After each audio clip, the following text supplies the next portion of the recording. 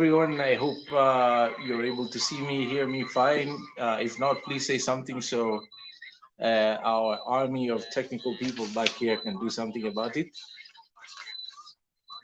Stays, Claudia Wangeshi, Shangwe Concert. Thank you for joining.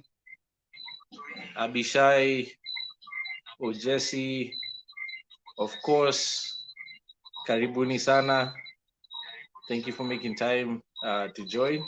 It's now about 7:33, exactly 7:33 p.m. And I'm looking forward to having this conversation. We'll try and keep time, although we never really seem to be able to stay within the required timeline. And I'm super excited about today's session because we have an amazing guest whom I will introduce shortly to have this conversation with us. But just, quick brief, we're gonna try and do an hour as much as we can. So it's gonna be about 45 minutes of conversation with this amazing guest, and then we'll try and dedicate at least 15 minutes to answer your questions, because I love for these to be as interactive as possible so that we're responding to you as opposed to having a random dialogue by ourselves, especially because you've made time to join us. So thank you so much. And without much further ado, please join me in welcoming this individual whom I have known since I was in high school. We went to the high school together. It's not a high school, it's the high school. I know he doesn't remember me when we were back there, because the older folks never remember the younger ones. But the older ones are always memorable. And I've known him for that long, and we reconnected when I came back home shortly after I came back home from the US, where I had been for about 11 years after high school. Many tiny degrees of separation between he and I along those years, and someone I have followed, whose career I have followed, not just a career, but he also happens to have a divine calling upon his life, which makes him super interesting. In my view, it's rare to find a person like him who's in business, who has a divine calling as well. Hopefully, some of you already have an idea who I'm speaking about, and that is none other than Reverend Julian Kyula, or Chula, as we like to call him here in the office. Hey, Solomon. Julian, are you there? Good to see you, my brother. How are you? So blessed, so blessed. Thank you so much for taking time out of your hectic schedule to join us on this conversation.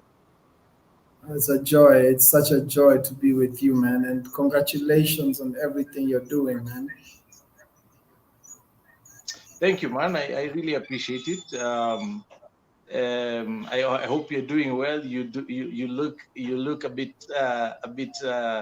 beaten and tired. Do I? Oh my goodness, no, not at all. my guys just didn't give me as much light as they've given you. No, it's my oiliness. I'm a very oily skinned fellow, so that tends to help with reflecting light. But it's really good to see you. Good to see you. As I was just sharing with everyone who's joined us, and I see so many are joining. So far, I can't even tell how many.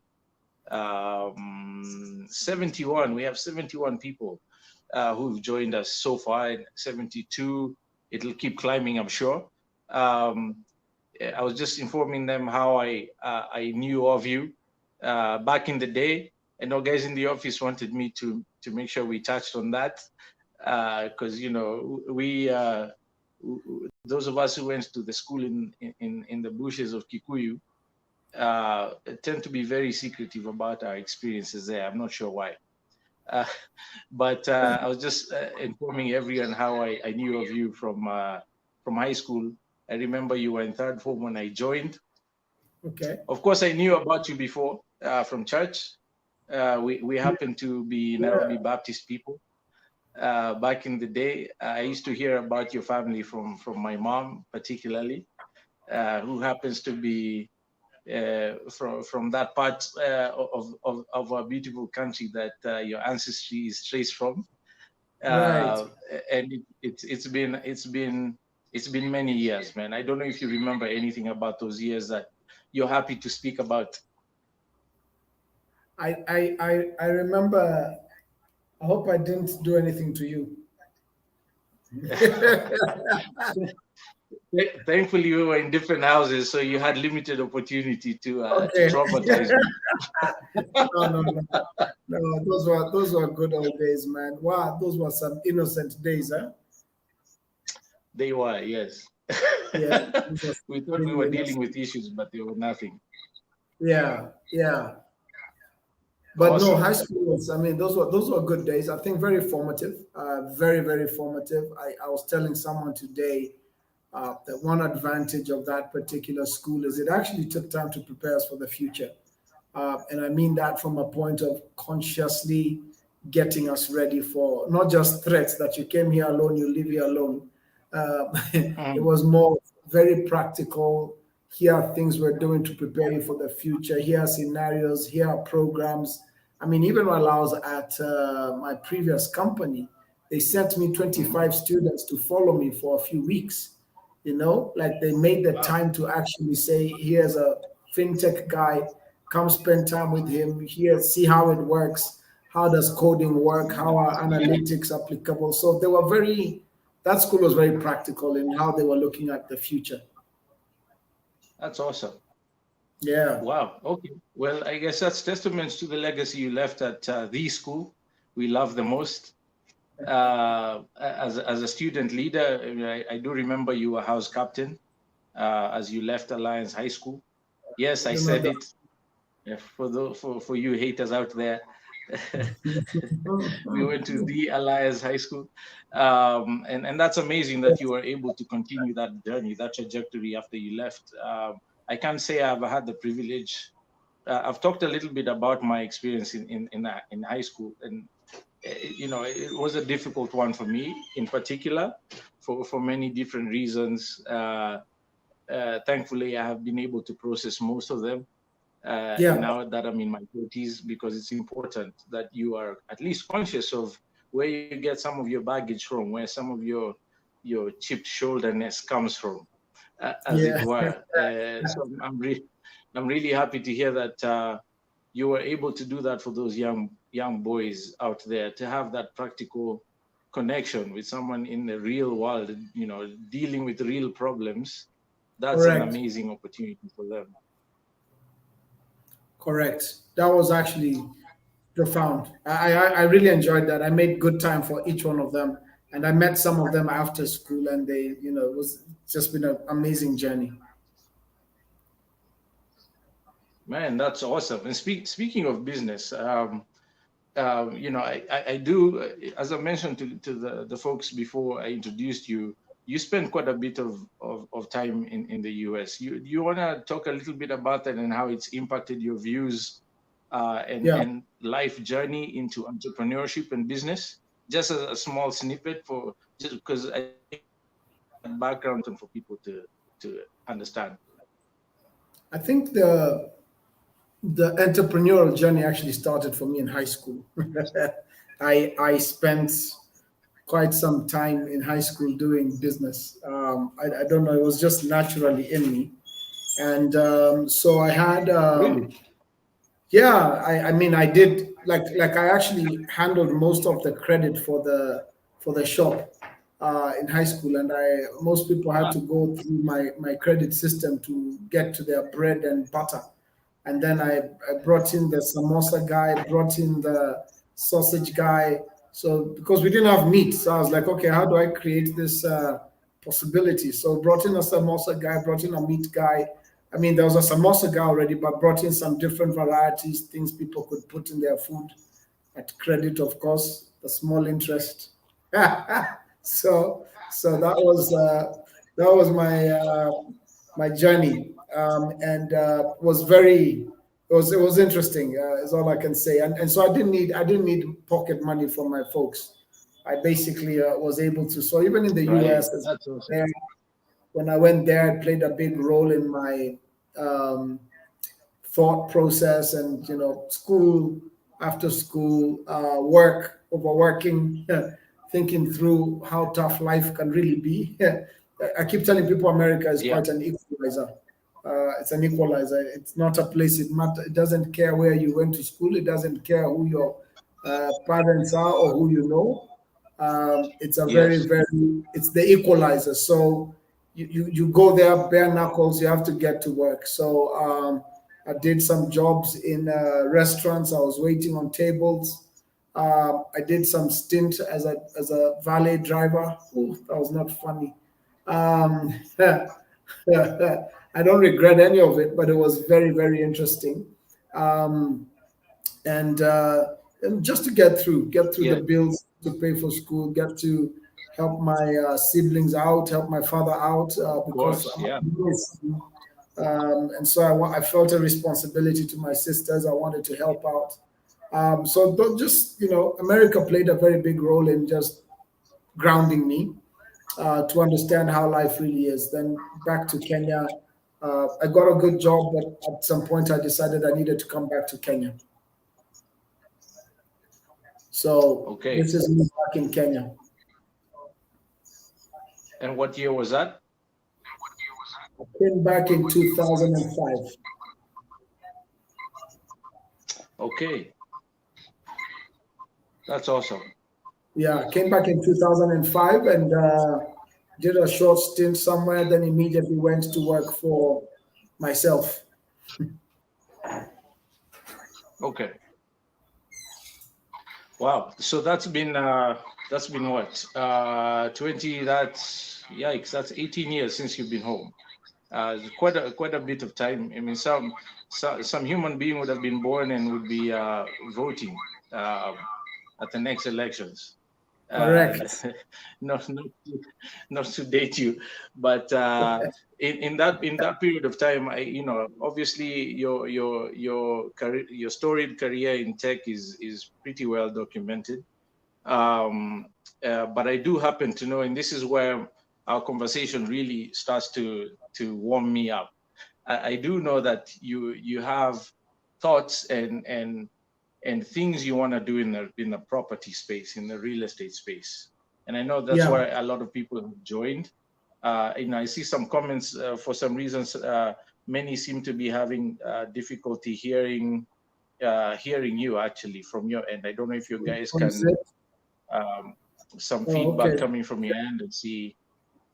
Um, They've connected two phones, one on Instagram, one on Facebook. Maybe we should drop one so that we stop yes, you having should mute. the. Yes, you All need right. to mute one. That's what I'm having to do on my end as well to avoid the feedback. So for those of you who Okay. are listening, apologies for that. That's being fixed as we speak. Um, but Julian, I just because a So lot of can people. I just, If, do you mind yeah. if I ask the ones on Instagram then to try and get onto the Facebook page? There's quite a few of them on Instagram. If they don't, okay, I think they're gonna tell me that Facebook is for my age mates. Yes, the demographics matter. Yes. So let's go on Facebook if you don't mind, guys, so that I don't have the echo going back to my brother's side, and so that we can have a good stream. So we'll just log off of Yes. Instagram, come onto Facebook. And yeah, same for those of you who are joining through Grand Acres or Goshen Acquisitions. Please do join us on Facebook and YouTube. Sound quality there should be much better, and apologies for that. But hey, this is the nature of live events. Small Yeah. price we have to pay to participate live. So thank you again, all of you, for joining. If you can hear us, fine. If you can't, again, try YouTube and Facebook. So just, you know, even within our the small circle of people that I do know, we, you know, every time I mention to people that Rev Julian has an interest in the property space, which is of course where I spend the bulk of my time and my days. You know, it tends to shock people or surprise people at least. Is there anything Yes. you want to tell our listeners out there about your thoughts on in the property space, particularly? You know, one question we received early today, for instance, when they saw the ad that we had put out there regarding our conversation, they said, "Listen, beyond talking about buying land, can you speak about property as an investment vehicle relative to other investment classes, for instance? And in what way does it make sense, whether you're buying income generating property, something that you can sweat as an asset, versus buying speculatively in view of inflationary effects? How does it make sense to engage properties in general? And I specifically want to hear your views about our industry and how to think about serving the human beings, men and women, children who need spaces to live, work, play, go to church, and hopefully be laid to rest one day. What would you have to say? Thanks, Solomon. Good questions. Yes, land, real estate is a very it's very close to my heart. I strongly believe in it, and for some fundamental reasons. Land is an important conversation. Land is a very important thing. So when you talk about land and tenure, I think the word tenure I read somewhere comes from the French word to hold. And so when you Mm, talk about land tenure, that means land to hold. Now, if you're going to start dealing with certain fundamental human rights and human um, equalities, you can't ever get into that conversation without dealing with the aspect of land. So land just starts to pose some very interesting things. Did you know that across the entire world, only 30% of people actually have their land properly registered across the world? oh, 8 billion people, and mm, and less than 30% have properly documented land, and land in their name and in the name of their family. Only 30% of landowners. So this is not of the total 8 billion yeah, of landowners. So when you talk of the total population, it's going to be a much smaller percentage. So yeah, the whole aspect of that is to understand, if you don't have land to hold, if you don't have land tenure, certain economics are not going to work. Certain right, uh, global economics will not function. Certain local country economics will not function. So without land tenure, systems won't work. Economies will risk losing sustainable government thought processes. So sustainable equality thought process on land is very sustainability is accelerated by land ownership. Now, yes, of course, all yeah, that thinking starts to come down towards then certain elements of economy. What am I trying to say? The people that are most threatened by this then become the poor and the vulnerable, because you cannot start talking about certain inalienable rights to humanity if you don't deal with the land question. So hmm, it's a divine um, land. Land is a divine right, and should become something that people become very.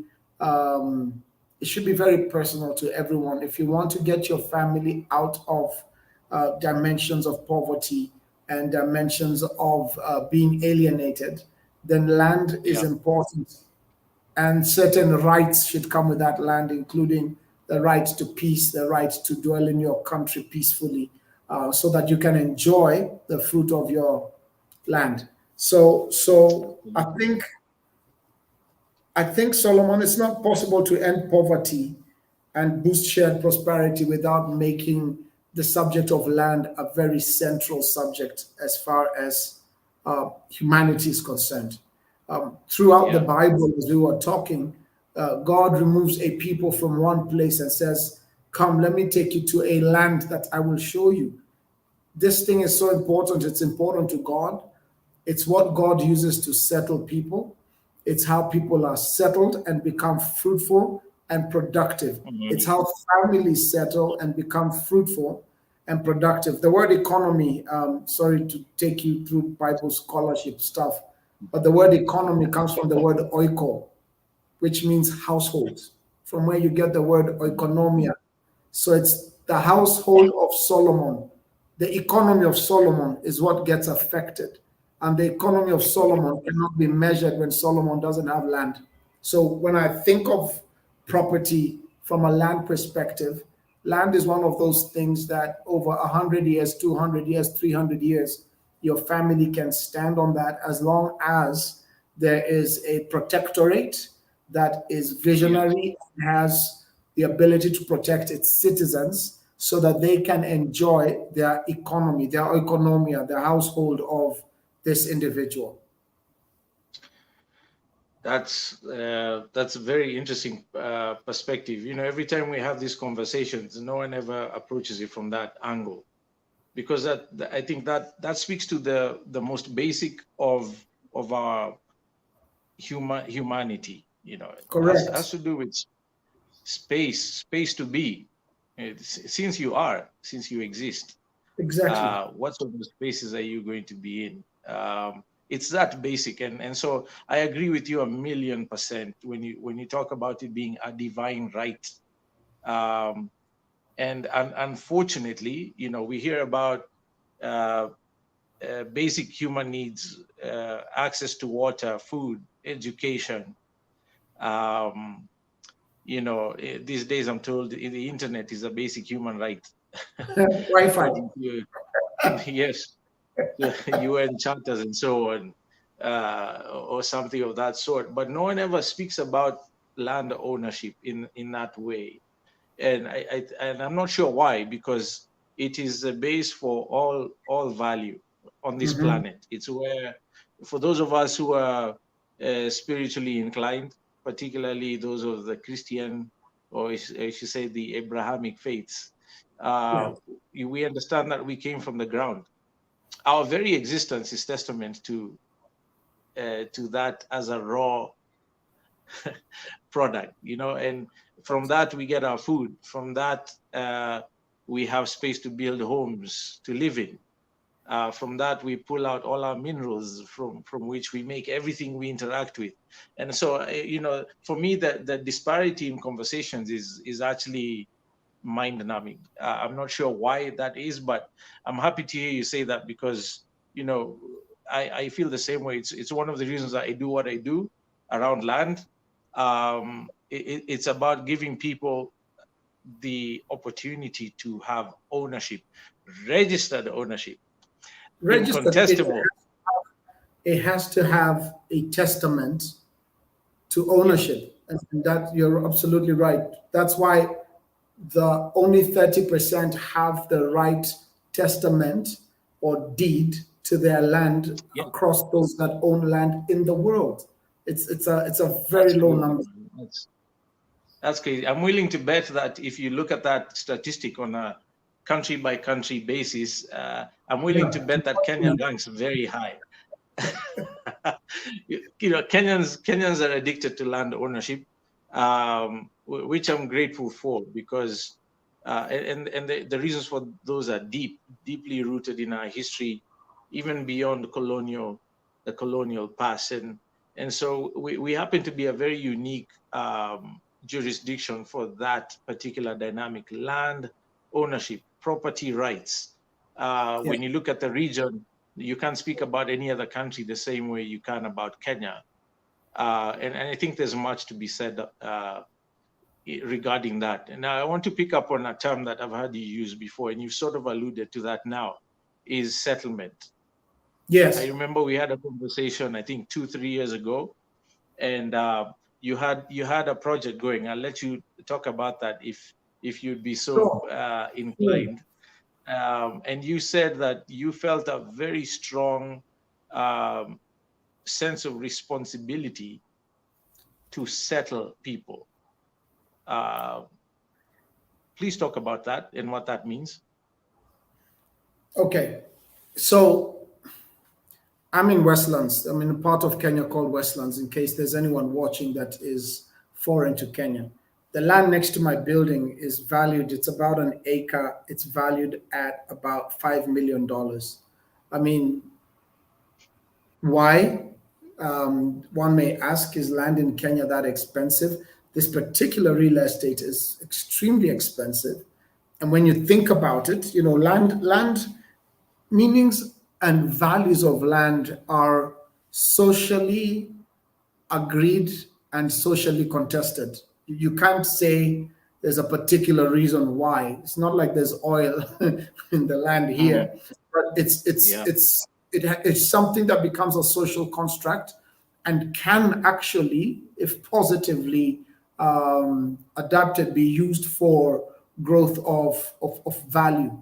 Now, with Mm, that in mind, there has to be a place that we can begin, and that's why I'm very proud of Kenya, because of this whole direction we've taken on affordable housing, getting people mm, into shelter, settling people, taking someone from a place where they lived in a cardboard place or in a mabati shelter that was next to unhealthy sewerage, and moving them into dignity and decency. mm, This is yeah. actually how, if you want to measure one of the quickest ways to begin moving away from the extreme end of the poverty card and moving into some element of prosperity that has posterity, you start to think about settlement. Mm, Settlement is different from taking on a house just so that I can be profitable, or land just so that I can be profitable.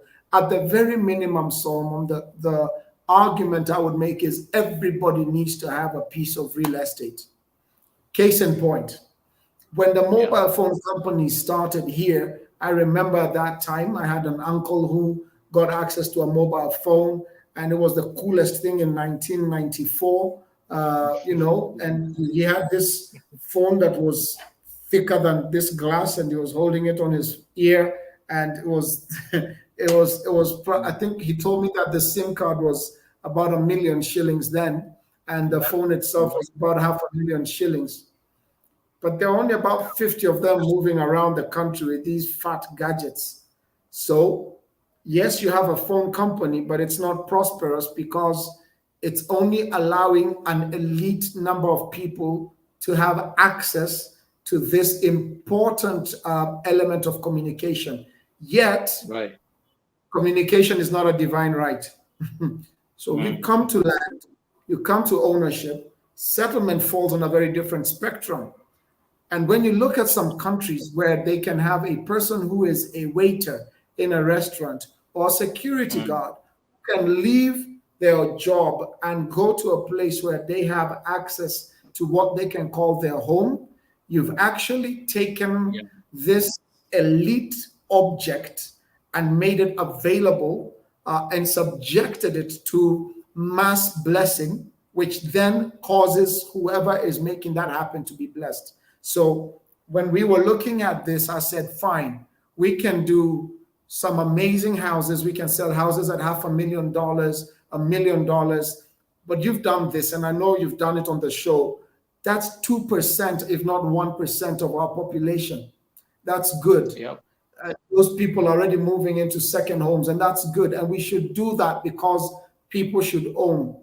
But we also Mm, have to look at the masses and ask ourselves, how will my 3 children in university, because if I'm living in a nice place but I have 3 kids in university, I don't have the means now in my time to build out a place for them. And that's where we came in and said, it's taken us almost 5 years. It's been very long. We're finally breaking ground, Solomon.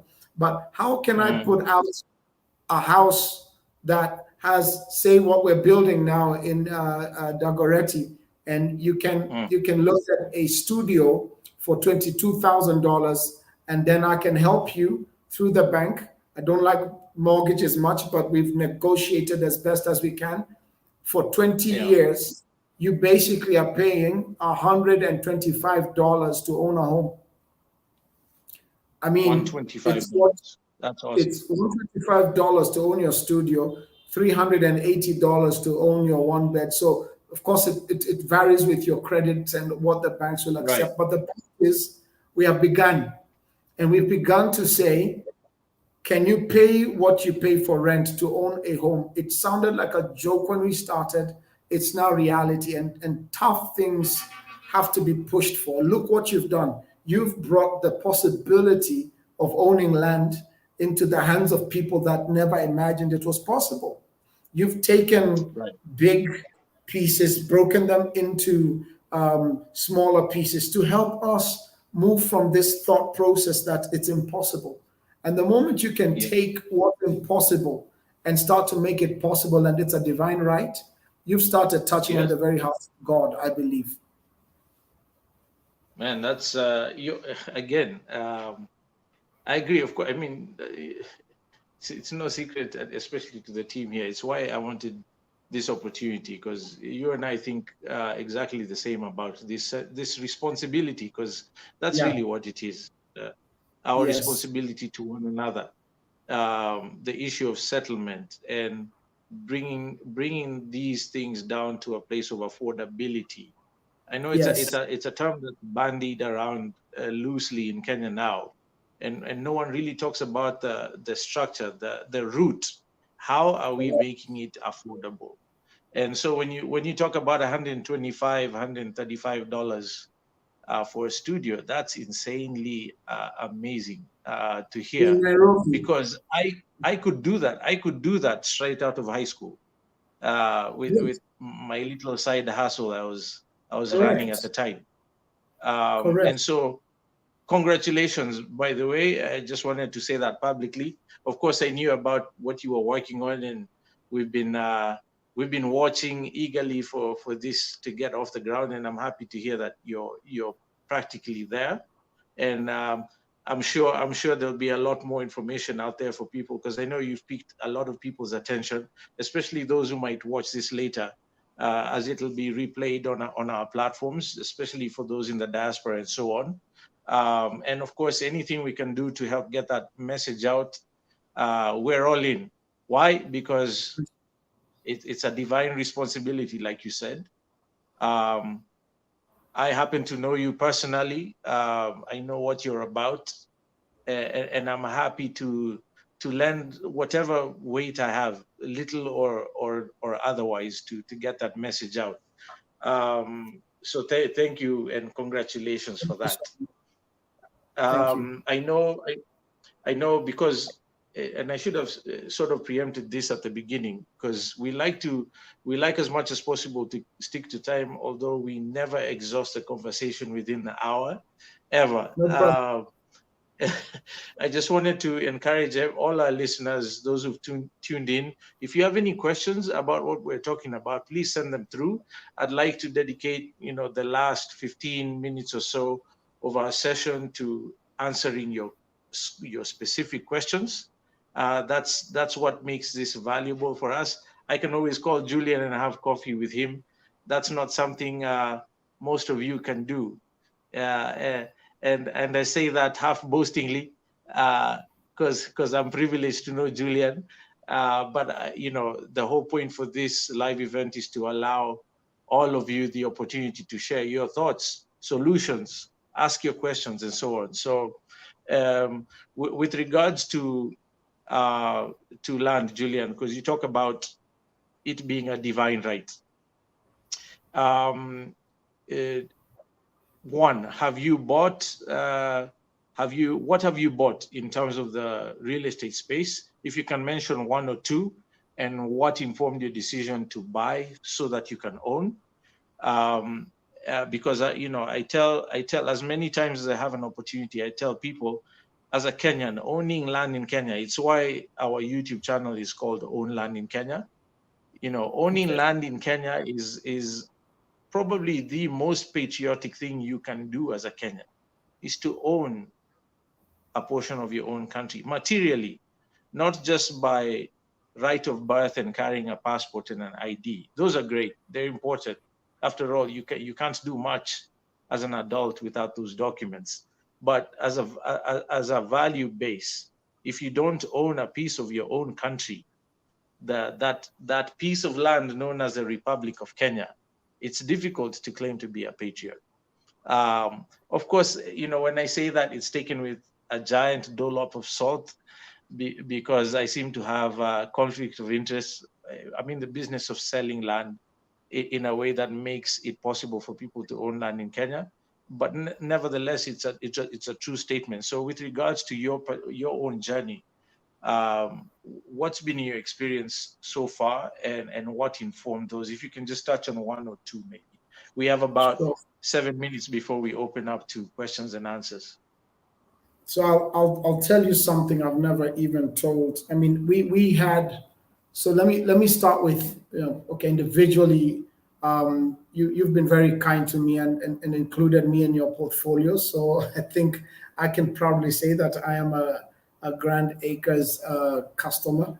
And I want to explain down the line why that kind of pattern I want to follow, where wherever you guys have something I'd like to follow, started to work for me, because Mm, you made it easy. You made it make sense, because some of those areas that you were telling me to consider buying land in, if I was buying it alone, would not make sense. But mm, you made the dream possible of what could become and what could be, by also helping me see the future of that. You made it affordable. And so I'll come into the Grand Acres conversation soon. But I've had mm, opportunities for things like my other personal properties that I'm looking at, that are, and I had to ask myself certain questions. I'll be very honest with you. Part of why we yeah. had to deal with Beulah is because I got upset about these 80, 90, 100 million shilling home purchase thoughts, and asked myself very pertinent questions about how long I'd pay a mortgage for. If you pay a Mm, mortgage for a house worth 90 million shillings, yeah. you better have a job. You better have a job for the next 75 years, because if you just look at the way interest compounds, I've had this fight with quite a few of my friends, which is why I think if you're going to do a mortgage, it has to be for something that is quite easy to put back in the market if you come into some challenges. So you don't want Right. to be in the whole quagmire of assets ownership versus assets that actually belong to the bank. There's a difference. There's a point where what you want is basically a roof over your head, where you're not wasting rent money that you could actually use. But that's different from um, trying to buy a house worth 60 million shillings on a salary Yes. for the next 20 years, and Right. you don't know what tomorrow holds. I have fundamental problems with that. I had it even with our church, where there were properties that were Mm, thrown at us and said, buy, buy, buy now, buy now. And every leader was telling me, buy, buy. I said, I'm not buying, because when I look at what I'm being asked to spend on this land versus what we need to mm, do for people, I have a fundamental flaw in my. I have a tension in my prioritization of people versus assets. So right. it's one of those things. I'll tell you, Solomon, that could that. So when Goshen came and started showing me how it's possible, then I said, now this makes sense. It makes sense for our retreat centers. It's something I'd like to start looking at for more than just individual ownership. What about some group ownerships? What Mm, about some trusts that can own what you have? When you start talking about a 10 acres near Mount Kenya, all of a sudden my yeah. my my stream is always about people. How could I Mm, get them to enjoy this thing that may be very hard to enjoy individually? So I'm extremely excited about what your putting out there and showed me. And I'm looking at, living next to Mount Kenya. I never imagined it possible. I'm living next to Mount Kilimanjaro. I never imagined it possible. You've Right. got this whole thing thought through, and here now makes it possible. So I want to say I've bought properties through you, and I'm looking forward to. And then you're very transparent. You've got the whole title deed thing, the thing that. Remember what I said in the beginning. Yeah. It has to Yeah. be legally registered rightly.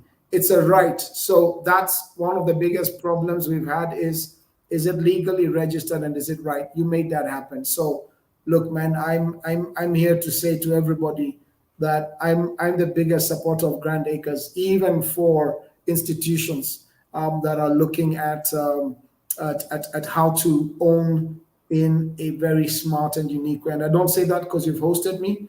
I say that because I've tracked your integrity, tracked your story, tracked your progress.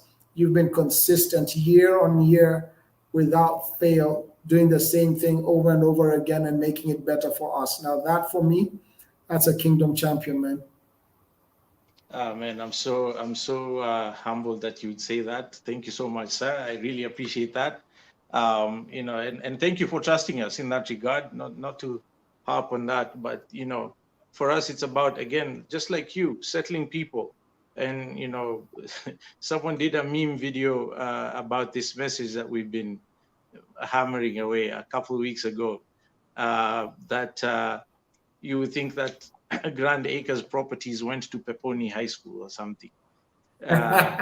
Just I think it's Kibuvani. Someone did a really funny video, and one of the parodies he played was a snippet of something I'm always saying. We're in the business of building communities.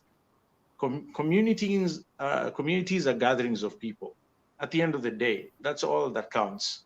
The reason the land Yeah. in Westlands that you were describing is at $5 million per acre is because of the gathering of people that are there. If half of those people Correct. left Westlands tomorrow, that piece of land would no longer be as desirable. And so Correct. when we can say that we count Rev Kyula as amongst our community, it's something we say with profound gratitude and pride, and I'll even pat myself on the back and say we did something right. So thank you for that, and I look forward to sort of driving that agenda further, not just for our communities, but for yours as you build out Beulah, because for me, Beulah is the next iteration. Fine, you own the land. What are you doing on the land? How are Correct. you bringing value out for people, the people who have a divine right to own land and the Yes. property that it sits on and any value that it produces. So we'll Yes. keep watching and keep supporting, man. Thank you so much. I know we have about 14 minutes left before we have to respect people's time and say sayonara. So maybe we can tackle a couple of questions before we need to do that. I'll just shoot them out, Julian, and then we can tackle those. I see one here from a Matimu Ignatius. I know this name because Matimu is always on our Facebook lives. God bless you, man, whoever you are, for participating so faithfully. And your question is, with the increasing popularity of prop tech and real estate fintech, how do you see the real estate industry evolving in the next decade? Rev, I'll let you tackle this one because you're the tech guy and you're making serious moves in the property space simultaneously. So what are your thoughts on that one? I think it's going to start coming down to, and when you start looking at Chat GPT and where that could go in virtual understanding of properties, what's going to start happening is, and I see that very soon, and I want to explore it very soon, is Mm, finding people um, that are able to virtually, not virtually, but able to use tech to basically get pre-approved and not waste too much time to go to a place that they don't have approvals for. So quick approvals. So the whole speed about getting to understand the property.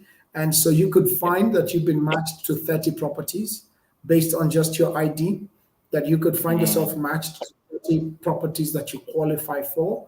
And so the financial institutions will use tech to start matching you to what works for you. So let me give you an example. So you come as Goshen. I have this platform that has access to 800,000 customers, and it will just go through all those 800,000 customers and say that 75,000 have qualified for a facility with my institution to buy your next property at such and such a place. Even start to play ideal dynamics for you as Goshen to say, if you had this, this is how many people that are on this platform that would like to do it.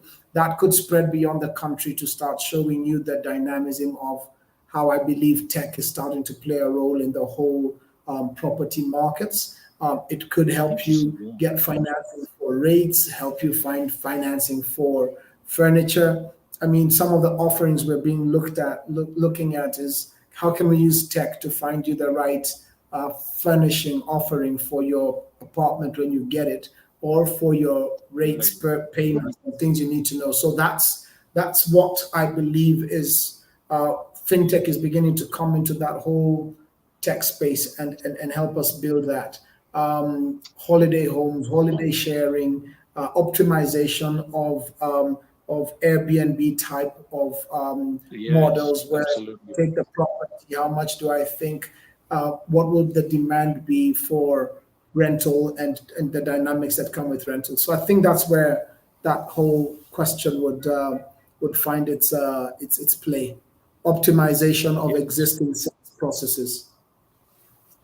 Yeah, that's yes, that's absolutely. I can see that, and that's exciting to see. I think, in my view, I've only considered it from the registration of beneficial ownership perspective, because that's what I deal with. That's what I fight with on a daily basis Mm, with our registries, and the issue of trust or mistrust, and how do you remove the need for trust in that process? How do you yes, democratize the confirmation of important details? So when you look at blockchain, there's obvious applications there, which I'm praying and hoping will materialize sooner rather than later in our beloved country, because it'll get rid of a lot of issues. It'll streamline the process and unlock all the latent value.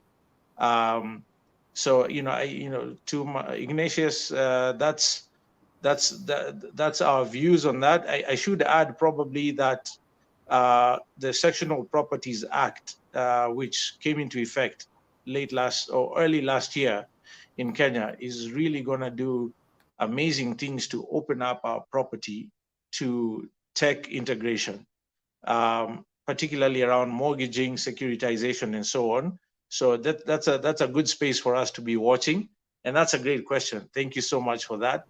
Let's tackle at least one more, if we, or two more. Imelda Wakaraya says, what's the unique selling proposition for Grand Acres? Wow, Imelda, that is a loaded question. I could speak for 3 weeks and 45 minutes about that alone, straight, if you let me. I mean, listen, for us, it's very simple. It's about transparency. It's about doing things right that are not obvious to you, our customer. I've done a lot of content around this particular issue. When people advertise, this size available for this price at such and such a location, clean title ready, quotation marks, clean title. What does that mean? What's a clean title? And just because a property has a title deed does not make it clean. So that has to do with a lot of back end issues, obeying and being compliant with the laws as they exist, both on a national and a county level. And at this point, I should probably mention real quickly, Emel, that there's 47 counties in Kenya now. They all are independent jurisdictions as far as use of land is concerned within their boundaries. So matters around zoning and use are handled 47 different ways in Kenya. So you need to be compliant with whichever county that you're doing this with. So we at Goshen Acquisitions and Grand Acres we are unflinchingly particular about doing things right, because they are right and we like to do them right. And that's a difficult thing to tell someone out there who has not interacted with us. I might add, listening to Rev talk about his own experience, and you can check out our website, www.grandacres.co.ke, and you'll be able to see, hopefully, a little bit of what makes us different from everyone else out there. And thank you for that question. Let's do one more, please. Yep. Go ahead, Julian. Add one of the things I believe that you're dealing with. Remember, we talked about holding land, and that means land tenure systems have to work for these benefits to become available to us. In a land that has many flaws on that land tenure systems, if somebody's doing all that work for you and has earned a right to be heard and has earned a right to actually access a particular market that trusts, because I think when you're having land tenure rights problems, trust becomes the most important currency. I believe Goshen has, and this is where we must go. We must build where people can trust. We must try and build without taking people's deposits, so that we don't find ourselves in the floor process of using people's deposits to build, and then prices of steel go up, and then you can't complete a project, and then all of a sudden there is a trust issue. So let money stay in escrow accounts. If projects don't get finished, you return people's monies. We have to become transparent. So to her question, to that very good question by Imelda, for me, the biggest thing you brought to the table is one of the greatest missing aspects in our nation, which is trust and process and delivery. We actually have seen you finish multiple projects, hand over, people get titles. I've dealt with your lawyers. In fact, sometimes I'm just like, oh no, another email from Grand Acres. Because communication, you over communicate so well, which is great. I'm not just blowing a trumpet.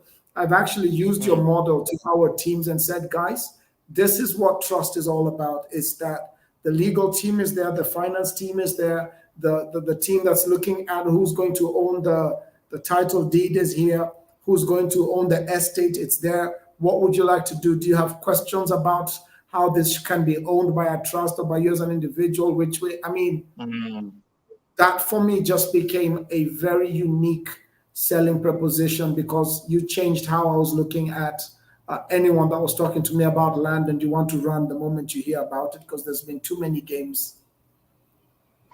Yes, amen to that. And wow, Imelda, I think we've said enough about that one, and I promise you I did not pay Rev to say that. And we're available to have a conversation with you. Pay us a visit. Let's have a conversation. Let's build a relationship. That's what it's about, and the rest is easy. So thanks, Rev. That's a really great point. Let's tackle one more if we could. Brian Ngige says, what's their take on buying property and later on ending up, or rather risk ending up asset rich and cash poor? That's an awesome one. Rev, what would you have to say about that one? This is a very good question. I think there are certain fundamentals. I don't think it can take us 5 minutes to answer this. It needs a long time, because there are two different aspects to what we're doing here. You mentioned something amazing, that the reason this land next to me in Westlands is $5 million is because there are people. So the one thing that you have to do some research on in order to look at your land value appreciation is the future of that place. Now, if somewhere where Solomon is taking us has been fully sold out, and those are people that are keen to build, and development is going to happen. These developments that you see in Karen, in Riverside, in Westlands, actually, I want to shock you, began mostly between agreements between the Catholic Church and the government.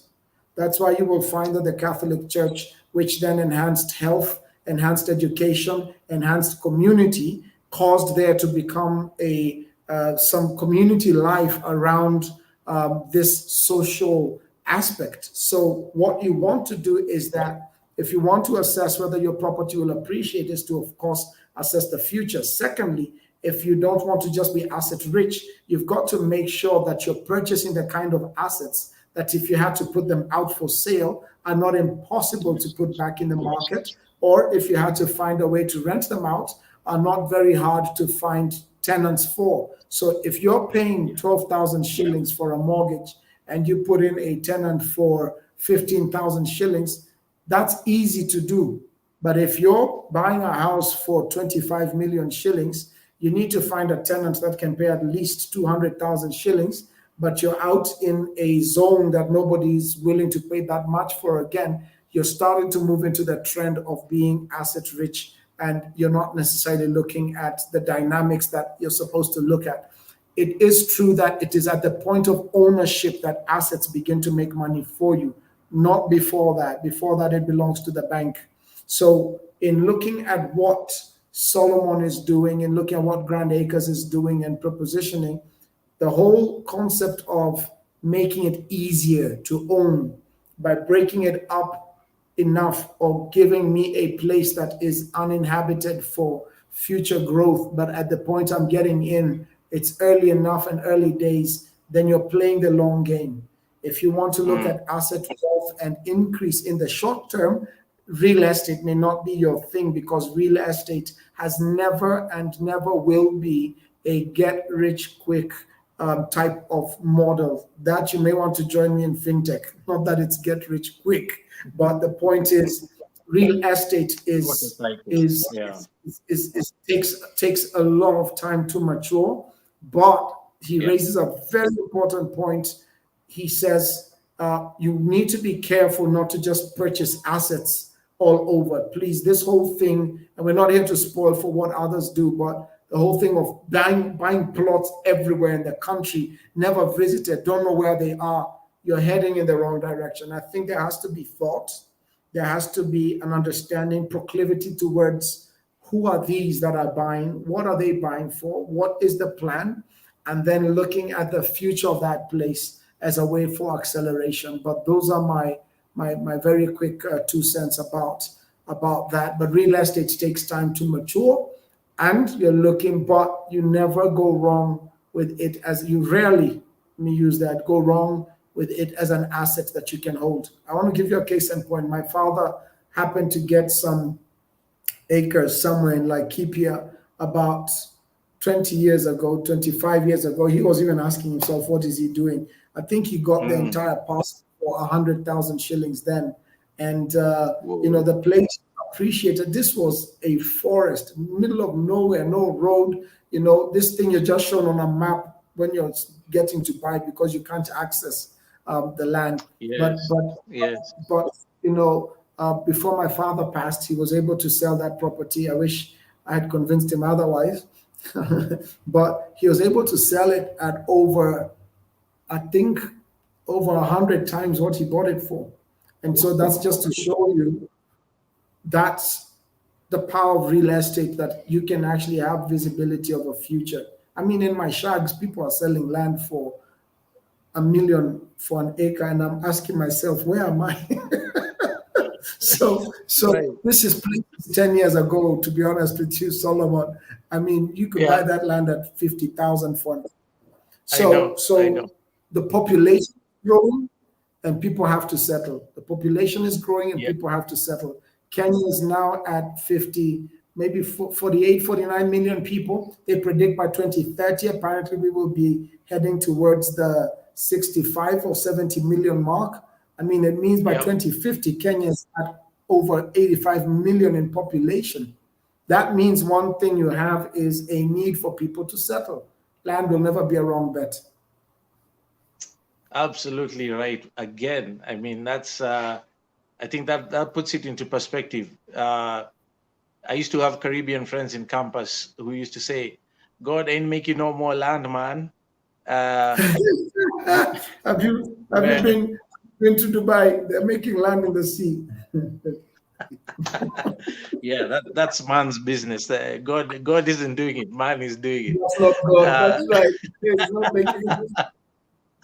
He's done. yeah, but yes, but to your point, I mean, we're increasing on a daily basis. Basic laws of economics. I've been on record talking about this over and over again. Supply and demand. There's more of us. There's less of it. Value is gonna go up.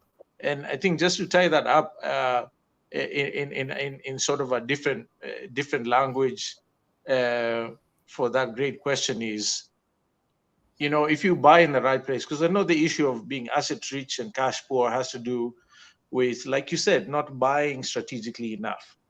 If you own, I don't care if you have 100K in your account in cash, but you're sitting on 10 pieces of land in Westlands and Parklands and South Sea and Langata, and uh, you may have little cash now, but at the moment that you're ready, you could put those properties out there, because of the numbers of people in those places and the amount of human activity in those places. You will not wait long at all for a buyer. And at that point, you're not worried about collecting market rate then, because like Rev's dad, when you bought it, it was a tiny fraction of whatever you can collect today, and you solved your liquidity issue very quickly. So again, be informed, be educated. Don't follow the herd. Yes, trust is important. Referrals from people you know and like are good, but as long as they are competent in making those decisions. But be informed and make bold moves. Today is the cheapest land will ever be in Kenya. By God's grace, historically, that's proven out to be true. So take action today, bust a move. And as always, we at Grand Acres and Goshen Acquisitions consider it a privilege, a divine one at that. I really do mean that. I'm not saying that only because Rev is our guest today. I've said that over and over again. It is a privilege for us to do what we do. It's a sacred duty. We really do think of it that way. And if you have questions, comments, you want to pay us a visit, please feel free to do so. Our number is on the screen. You can WhatsApp us at 07 0001 0001. If you're a foreigner in a different country, country code is +254. Again, the number is 07 0001 0001, and we'd be happy to engage with you. Rev, thank you so much. You're a busy man, and I really appreciate you making time. I'm sitting here wondering how you got such a cool phone number. 0001 0001. I'm gonna borrow that number when I'm anytime. We paid someone we paid someone for that number. It was someone's personal line, and we made them an offer they could not refuse to transfer it to us, only because it's so memorable. So yeah, be prepared to pay 100x should it come to that. But thank you so much, man. Thank you so much for making time. God bless you. And all of our viewers, thank you for making time to join this convo. Stay tuned. We'll have more of these conversations coming up on a weekly basis. And let's keep growing and grand investing to you. Thank you, Rev. Thank you for having me on, Solomon. I'm very grateful. And continue doing what you're doing. We're praying for you and we're rooting for you. Thank you, sir. I really appreciate that. All right, brother. All right. Cheers.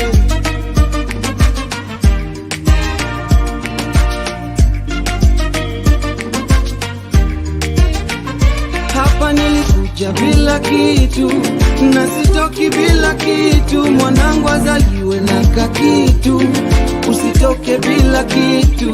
Aye. kila siku naishi kama sina kitu, mwishowe miniwe na kakitu, akisitoke bila kitu. I wanna be home with you, I'm putting all my hope in you, and I could be anywhere in the world, but home is where I'm with you. I wanna be home with you, I'm putting all my hope in you, and I could be anywhere in the world, but home is where I'm with you.